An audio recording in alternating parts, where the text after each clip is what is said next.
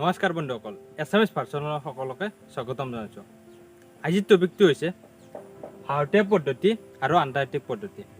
ভাৰতীয় পদ্ধতি মানে হৈছে ভাৰতবৰ্ষত আমি হিচাপ নিকাচবোৰ কেনেকৈ কৰোঁ, আৰু আন্তৰ্জাতিক পদ্ধতি মানে হৈছে যিবোৰ বাহিৰৰ দেশ আছে, আমেৰিকা, ইংলেণ্ড, জাপান, এই দেশবোৰত কেনেকৈ হিচাপ নিকাচবোৰ কৰা হয় সেই বিষয়ে আজি আমি ডিছকাশ্যন কৰিম। পোনপ্ৰথমতে আমি চাম যে ভাৰতীয় পদ্ধতিত কেনেকৈ হিচাপ নিকাচবোৰ কৰা হয়। এই ভাৰতীয় পদ্ধতিত হিচাপ নিকাচবোৰ কেনেকৈ কৰা হয়। ভাৰতীয় পদ্ধতিত হিচাপ নিকাচবোৰ স্থানৰ নাম উল্লেখ কৰি পঢ়া হয়। মানে আমি আগতে শিকিছোঁ যে স্থানৰ নামবোৰ আমি পাইছোঁ আগতে, যে আগৰ ক্লাছত মই শিকাইছোঁ। যদি আপোনালোকে চোৱা নাই স্থানৰ নাম, স্থানমান, তাৰপিছত নিজামান, বিস্তাৰ কৰা, এইবোৰ যেন চোৱা নাই, আপোনালোকে আগৰ ভিডিঅ'ত দি আছে, ধুনীয়াকৈ চাই ল'ব। তাৰপিছত এই ভিডিঅ'টো চাব। আমি আগতে পাইছোঁ যে স্থানমানবোৰ আমি সদায় ৭৫ পৰা ৭২ লিখোঁ। যে প্ৰথমটো কি আছিল স্থানমান? একক, তাৰপিছত দশক, তাৰপিছত শতক, তাৰপিছত হাজাৰ, তাৰপিছত অযুত, তাৰপিছত লাখ, তাৰপিছত নিযুত, তাৰপিছত কৌটি।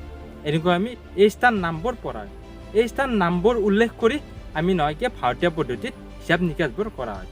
আৰু এটা মন কৰিবলগীয়া কথা যে আমি স্থান নামবোৰ ডাইৰেক্ট কৈ হিচাপ নিকাচবোৰ কৰা নহয়। যেনে মোৰ লগত ৭ অযুত টকা আছে, আমি এনেকৈ কেতিয়াও নকওঁ ৭০ লাখ টকা আছে তেনেকৈ কওঁ। আমি হিচাপ নিকাচবোৰ কেনেকৈ কওঁ যে মোৰ তাত ইমান হাজাৰ টকা আছে, তেনেকৈ কওঁ। মোৰ তাত ইমান লাখ টকা আছে, তেনেকৈ কওঁ। মোৰ তাত ইমান কোটি টকা আছে, তেনেকৈ কওঁ। আমি এনেকৈ নকওঁ যে মোৰ তাত ইমান অযুত টকা আছে, নিযুত টকা আছে, এনেকৈ আমি হিচাপ নিকাচবোৰ কৰা নহয়। এতিয়া ভাৰতীয় পদ্ধতিত কেনেকৈ পঢ়া হয় যে ভাৰতীয় পদ্ধতিৰ স্থানবোৰক একোটা গোটত ৰখা হয়। এই যি গোটবোৰত ৰখায়, এই গোটবোৰক কি বোলে? পৰ্যায় বোলে। ইয়াত আমি চালে গম পাম যে ইয়াত দিন আছে একক, দশক, শতক। এই শতকটো এটা গোট, এটা পৰ্যায় হিচাপে ধৰা হয়। কি পৰ্যায় হিচাপে ধৰা হয়? একক পৰ্যায় হিচাপে ধৰা হয়। এতিয়া অযুত আৰু হাজাৰ এইটোক নহয় এটা পৰ্যায় হিচাপে ধৰা হয়। এই পৰ্যায়টোক কি হিচাপে ধৰা হয়? যে হাজাৰৰ পৰ্যায়টো। নিযুত আৰু লাখটোক এই এটা পৰ্যায় হিচাপে ধৰা হয়। এই পৰ্যায়টোক কি পৰ্যায় হিচাপে ধৰা হয়? লাখৰ পৰ্যায়। আৰু কৌটিটোক কি এটা পৰ্যায় হিচাপে ধৰা হয়? এইটোক কি পৰ্যায় বোলা হয়? কৌটি পৰ্যায়। আমি যেতিয়া এইবোৰ গণিতবোৰত এপ্লাই কৰিম তেতিয়া তোমালোকে সম্পূৰ্ণকৈ ধুনীয়াকৈ বুজি পাবা। এতিয়া তুমি পৰ্যায় মানে কি বুজি ল'লে হ'ল যে এই যি স্থানবোৰ আছে, এই স্থানবোৰক নহয় কিছুমান সৰু সৰু গোটত ভাগ কৰা আছে। এই গোটবোৰক কি বোলে? পৰ্যায় বোলে। এতিয়া একক, দশক, শতক এই তিনিটাক একেলগে এটা পৰ্যায়ত ভাগ কৰিছে। এই পৰ্যায়টোক কি বোলে? একক পৰ্যায় বোলে। আৰু অযুত আৰু হাজাৰক এটা পৰ্যায়ত ভাগ কৰা হৈছে। এই পৰ্যায়টোক কি বোলে? হাজাৰৰ পৰ্যায়। আৰু নিযুত আৰু লাখক এই এটা পৰ্যায়ত ভাগ কৰা হৈছে। এইটোক কি পৰ্যায় বোলে? লাখৰ পৰ্যায়। আৰু কৌটিক এটা পৰ্যায়ত ভাগ কৰা হৈছে। এইটোক কি বোলে? কৌটি পৰ্যায়। এতিয়া আমি পঢ়াৰ সুবিধা অৰ্থে কি এই যে পৰ্যায়বোৰ ভাগ কৰিলোঁ, এই পৰ্যায়বোৰ এককতা কি দিয়া হয়? কমা দিয়া হয়। কাৰণ যেতিয়া আমি এইবোৰ কমা দিম তেতিয়া আমি তৎক্ষণাত গম পাম যে কি পৰ্যায়ত হয়। এতিয়া আমি চাম আমি কমা কেনেকৈ দিওঁ। আমি একক পৰ্যায়ত কি আছিল? একক, দশক, শতক তিনিটা। সেইকাৰণে আমি প্ৰথমতে কেইটাৰ আগত? তিনিটাৰ আগত কমা দিয়া হয়। তাৰপিছত কি আছিল? হাজাৰ আৰু অযুত এই দুটা মিলি কি হৈছে? হাজাৰ পৰ্যায় হৈছে। সেইকাৰণে আমি কি দুটাৰ আগত কমা দিম। তাৰপিছত লাখ আৰু নিযুত মিলি লাখ পৰ্যায় হৈছে। সেইকাৰণে আমি আৰু দুটাৰ আগত পৰ্যায় দিম। তাৰপিছত কৌটিৰ মিলি কি হৈছে? কৌটি পৰ্যায় হৈছে, আৰু আমি ইয়াত কমা দিম।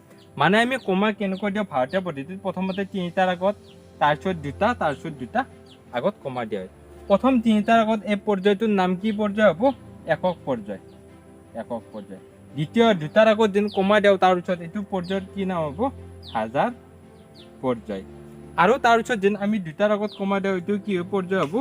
লাখ পৰ্যায়। তাৰপিছত নেক্সট দুটাৰ আগত কমা দিলে কি হ'ব? কৌটি পৰ্যায়।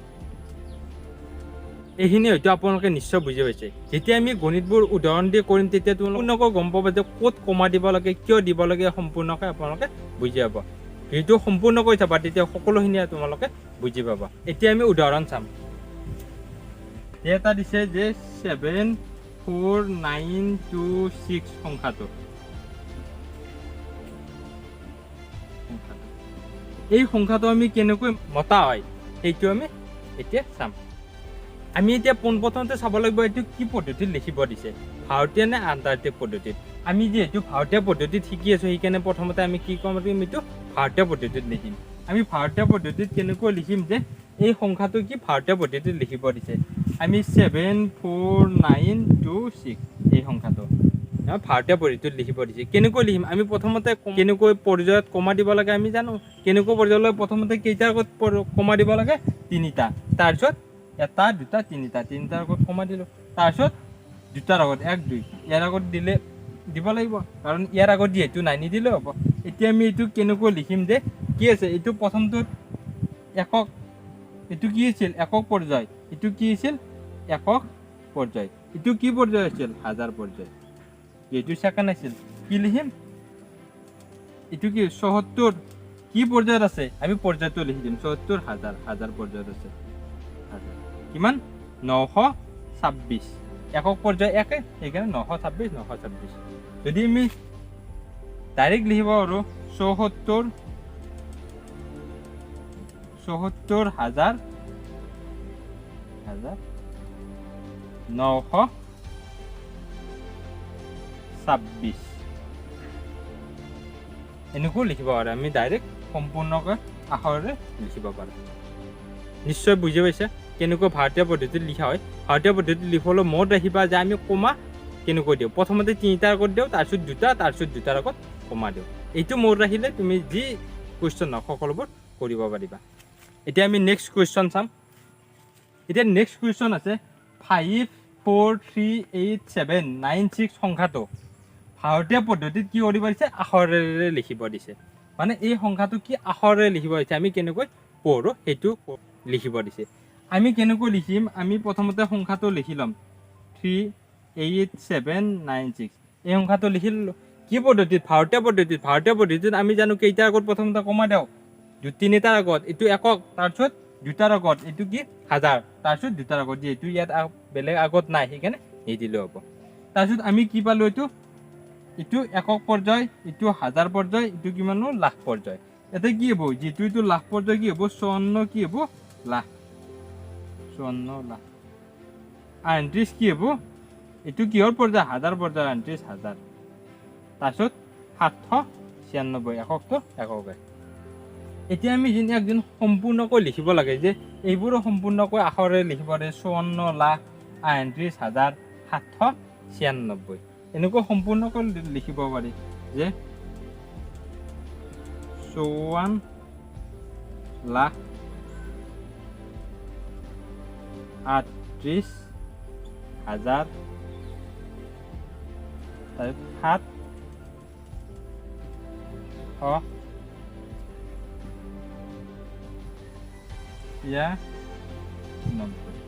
এনেকৈ সম্পূৰ্ণকৈ আখৰে লিখিব পাৰি। নিশ্চয় বুজি পাইছে। এতিয়া আমি নেক্সট উদাহৰণলৈ যাম। 745823 সংখ্যাটো ভাৰতীয় পদ্ধতিত কিহেদি লিখিব দিছে? আখৰেৰে লিখিব দিছে। আমি একদম সহজ। আমি প্ৰথমতে শিকিছোঁ, এইটো আমি লিখি ল'ম 745823। কি পদ্ধতিত লিখিব দিছে? ভাৰতীয় পদ্ধতিত দিলে আমি গম পাম যে কমা কেইটাৰ আগত দিম? 3টা 2টা 2টা। কেইটাৰ আগত প্ৰথমতে দিম? 3টা, তাৰপিছত 2টা। তাৰপিছত ইয়াত আগত যিহেতু একো নাই সেইকাৰণে দিব নালাগে। এতিয়া কি হ'ল? 7টো কি? এইটো এটা পৰ্যায়, এইটো এটা পৰ্যায়। একক পৰ্যায়, 1000 পৰ্যায় আৰু 7টো লাখ পৰ্যায়। কি হ'ব? 7 ডাইৰেক্টও লিখিব পাৰা 7 লাখ। ডাইৰেক্ট আখৰেৰে লিখিব পাৰা 7 লাখ। তাৰপিছত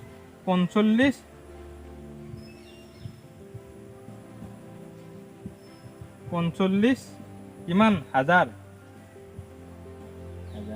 তাৰপিছত 823। নিশ্চয় বুজি পাইছে। এতিয়া তোমালোকে নিশ্চয় কৰিব পাৰিবা যে কোনোবা যদি তোমাক যেন কোনো এটা সংখ্যা ভাৰতীয় পদ্ধতিত লিখিব দে, আখৰেৰে লিখিব দে, নিশ্চয় লিখিব পাৰিবা। ইয়াৰ এটা দিলোঁ 2394688। এই সংখ্যাটো কি ভাৰতীয় পদ্ধতিত আখৰেৰে লিখিব দিলে কেনেকৈ লিখিবা? একদম সহজ যে 349468। এইটো কি হ'ব? প্ৰথমতে কেইটাৰ আগত? 3টাৰ আগত, তাৰপিছত 2টাৰ আগত কমা দিবা। একো ক'ব পাৰি একক, দশক, শতক, 1000, অযুত, লাখ, নিযুত। এনেকুৱা ক'ব পাৰি। এনেকুৱা কৈ থাকিলে দীঘল হৈ যাব, তোমাৰ টাইম যাব। তাতকৈ এইখিনি মস্ত কৰিলোঁ। আমি কি প্ৰথমতে 3টাৰ আগত, তাৰপিছত 2টাৰ আগত কমা দিওঁ, তাৰপিছত ধুনীয়াকৈ লিখি দিবা যে 2 আছে। 2 এইটো যিহেতু লাখত আছে 2 লাখ। এইটো একদম সহজ হ'ব যে 39 কিমান হ'ব? 1000। তাৰপিছত 4 468 সেইটো এনেকুৱা হ'লে সহজ হয়। যদি একক ধৰক এনেকুৱা মাতিব যাব কিছু টাইম লাগিব, কিন্তু তেনেকুৱাও হ'ব। তুমি যোনটোত সহজ পা সেইটোতে কৰিবা। ইয়াতে মনত ৰাখিবা প্ৰথমতে 3টাৰ আগত তাৰপিছত 2টা 3টাৰ আগত একক, তাৰপিছত 2টাৰ আগত হাজাৰ, তাৰপিছত লাখ, তাৰপিছত কোটি। একদম সহজ। এনেকুৱা মনত আহিলে থানাত কৰিব পাৰিবা আৰু কেতিয়াও ভুল যাব নোৱাৰে যদি এইখিনি মস্ত কৰিবা। এতিয়া আমি বুজি পালোঁ যে ভাৰতীয় পদ্ধতিত কেনেকৈ পঢ়া হয়, কেনেকৈ সংখ্যাবোৰক আখৰেৰে লিখা হয়। এতিয়া আমি চাম আখৰেৰে লিখা থাকিলে কেনেকৈ আমি সংখ্যাৰে লিখিব পাৰোঁ, সেই বিষয়ে আমি এতিয়া ডিছকাশ্যন কৰিম। প্ৰথম কুৱেশ্যনটো হৈছে যে ভাৰতীয় পদ্ধতিত সংখ্যাৰে লিখা, মানে ভাৰতীয় পদ্ধতিত সংখ্যাৰে লিখিব দিছে। 1 নম্বৰ কুৱেশ্যন দিছে 54,38,722। এইটো আখৰেৰে লিখা আছে, এইটোক আমি কিহেৰে লিখিব লাগে? সংখ্যাৰে লিখিব লাগে। আখৰে লিখাৰ পৰা সংখ্যাৰে লিখাটো একদম সহজ। দুটামান নিয়ম আছে, সেই নিয়ম দুটা জানিলে সংখ্যাৰে লিখাটো সহজ হৈ পৰিব। এতিয়া আমি আখৰে লিখিব দিলে আমি পোনপ্ৰথমতে কি চাম? সকলোতকৈ ডাঙৰ পৰ্যায় কি আছে? সকলোতকৈ ডাঙৰ ইয়াৰ পৰ্যায় আছে 24 লাখ। সকলোতকৈ ডাঙৰ পৰ্যায়টো কি আছে? লাখ। সেইকাৰণে আমি লাখ পৰ্যায়লৈ প্ৰথমতে কমা দি ল'ম। কেনেকৈ কমা দিবা? যে এনচাৰ যে সকলোতকৈ ডাঙৰ পৰ্যায় আছে লাখ, সেইকাৰণে আমি কি লাখলৈ কমা দিম। এইটো একক পৰ্যায়, হাজাৰ, তাৰপিছত লাখ। এইটো একক, এইটো হাজাৰ পৰ্যায়, এইটো লাখ পৰ্যায়। যেতিয়া আমি কমা দিলোঁ, বহি দিলে হ'ল কিমান দিছে। কিমান দিছে যে 54 লাখ। এতিয়া কি হ'ব? এইটো লাখৰ পৰ্যায়, এতিয়া কি লিখিম? 54 লাখ। তাৰপিছত কি আছে? 38,000। হাজাৰ পৰ্যায় কোনটো? এইটো হাজাৰ পৰ্যায়। কিমান আছে? 38,000। তাত কিমান আছে? 722। কিমান আছে? 722। একক পৰ্যায়ত আছে 722। এইটো হৈছে উত্তৰ। কি কৰিব? প্ৰথমতে সকলোতকৈ ডাঙৰ পৰ্যায়টোলৈ কমা দি ল'বা। তাৰপিছত যিমান লিখিব দিছে পৰ্যায়কেইটাত সিমান লিখি দিলে উত্তৰ হৈ গ'ল। নেক্সট আমি প্ৰশ্ন কৰিলে আৰু ধুনীয়াকৈ বুজি পাম। এতিয়া নেক্সট কুৱেশ্যনটো হৈছে যে 2,12,45,823। এইটোক আমি কিহেৰে লিখিব লাগে? সংখ্যাৰে লিখিব লাগে। আমি গমেই পাওঁ কেনেকৈ লিখিব লাগে, যে আমি প্ৰথমতে কমা দি ল'ম। কিহত কমা দিম? সকলোতকৈ ডাঙৰ পৰ্যায়টোত। সকলোতকৈ ডাঙৰ পৰ্যায় কি আছে? কোটি। কোটিলৈ কমা দিম। প্ৰথমতে এইটো একক পৰ্যায়, হাজাৰ, লাখ, তাৰপিছত কোটি। এইটো এটা একক পৰ্যায়, হাজাৰ পৰ্যায়, লাখ পৰ্যায়, কোটি পৰ্যায়। এতিয়া আমি ইয়াত কোনটো পৰ্যায়ত কি আছে সেইটো বহাই দিলে হ'ল। কি আছে? 2 কোটি। ইয়াতে কি লিখিম? 2 কোটি। কোটিৰ পৰ্যায়ত 2 দিলোঁ। 12 লাখ। এইটো লাখৰ পৰ্যায়, ইয়াতে কিমান দিম? 12 লাখ। তাৰপিছত 45,000। কিমান? হাজাৰ। এইটো হাজাৰ পৰ্যায়, কিমান আছে? 45,000। তাৰপিছত 823 আৰু একক পৰ্যায়ত আছে 823। এইটো হ'ল উত্তৰ। একদম সহজ। ইয়াত তোমালোকে ভালকৈ বুজি লৈ কিতাপত যিবোৰ কুৱেশ্যন আছে সেইবোৰ ধুনীয়াকৈ কৰি চোৱা। এতিয়া নেক্সট কুৱেশ্যনটো চাম। কি দি আছে? যে 72,340। এইটো সংখ্যাৰে লিখিব লাগে। আমি জানো প্ৰথমতে কি কমা দি ল'ম। কিহত কমা দিম? সকলোতকৈ ডাঙৰ পৰ্যায়টোত। সকলোতকৈ ডাঙৰ পৰ্যায় কি আছে? ইয়াতে লাখ আছে। লাখলৈ আমি কমা দিম। আমি প্ৰথমতে দিলে এইটো হাজাৰত কমা দিলোঁ, তাৰপিছত লাখত পৰ্যায় দিলোঁ। একক পৰ্যায়, হাজাৰ পৰ্যায়, লাখ পৰ্যায়। এতিয়া চাওঁ আমি কি আছে ইয়াতে? 72 লাখ। আমি লাখত কি দিম? 72 লিখিম। তাৰপিছত কিমান আছে? 340। এইটো কি? 340 কি পৰ্যায়? একক পৰ্যায়। সেইকাৰণে আমি ক'ত লিখিম? একক পৰ্যায়ত লিখিম। হাজাৰ পৰ্যায়ত নিলিখোঁ। কিহত আছে? 340। যিহেতু একক পৰ্যায় 340, সেইকাৰণে আমি কি লিখিম? একক পৰ্যায়ত লিখিম। আমি যেন এতিয়া লক্ষ্য কৰোঁ ইয়াত হাজাৰ পৰ্যায়তো কি আছে? খালী আছে। এতিয়া আমি কি কৰিম? যদি হাজাৰ পৰ্যায়ত কোনো দিয়া নাথাকে, খালী থাকে, আমি কি কৰিম? শূন্য বহাই দিম। কেইটা শূন্য বহাব লাগিব? যে হাজাৰ পৰ্যায়ত কেইটা সংখ্যা থাকে? 2টা থাকে। সেইকাৰণে আমি 2টা শূন্য পাম। আৰু এনেকুৱা মনত ৰাখিবা যে ভাৰতীয় পদ্ধতিত প্ৰথমতে 3টা, তাৰপিছত 2টাৰ আগত কমা দিওঁ। ইয়াতে কেইটা হ'ব লাগিব? 2টা হ'বই লাগিব। মেক্সিমাম এনেকুৱা ধৰণৰ কুৱেশ্যন আহে। এইটো ধুনীয়াকৈ বুজি ল'বা। আমি নেক্সট এটা এনেকুৱা ধৰণৰ কুৱেশ্যন কৰিলে তোমালোকে আৰু ধুনীয়াকৈ বুজি পাবা। আমি এতিয়া নেক্সট কুৱেশ্যন চাম যে কি দি আছে? 7,50,000। এইটোক কিহলৈ নিব লাগে? ভাৰতীয় পদ্ধতিত সংখ্যাৰে লিখিব লাগে। আমি কেনেকৈ লিখিম? আমি জানো প্ৰথমতে কি দিম? কমা দিম। কোনটোত? সকলোতকৈ ডাঙৰ পৰ্যায়ত। সকলোতকৈ ডাঙৰ পৰ্যায় কি আছে? কোটিৰ পৰ্যায়। আমি প্ৰথমতে কিহত দিওঁ? হাজাৰত কমা দিওঁ, তাৰপিছত লাখত, তাৰপিছত কোটিত। এইটোত এতিয়া কি আছে?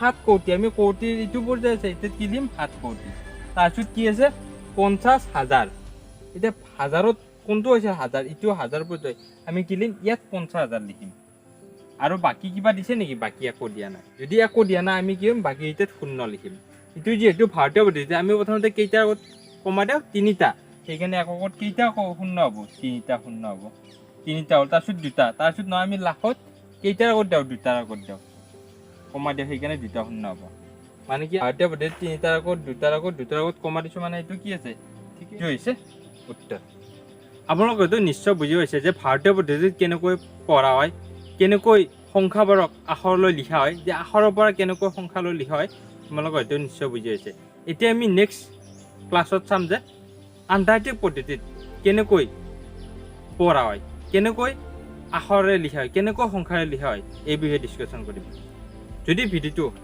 পৰা অলপ অলপ শিকিব পাৰিছে ভিডিঅ'টো লাইক কৰিবা আৰু শ্বেয়াৰ কৰিবলৈ নাপাহৰিবা আৰু আমাৰ পৰিয়ালৰ লগত একত্ৰিত হোৱাৰ কাৰণে চেনেলটো ছাবস্ক্ৰাইব কৰিবা ধন্যবাদ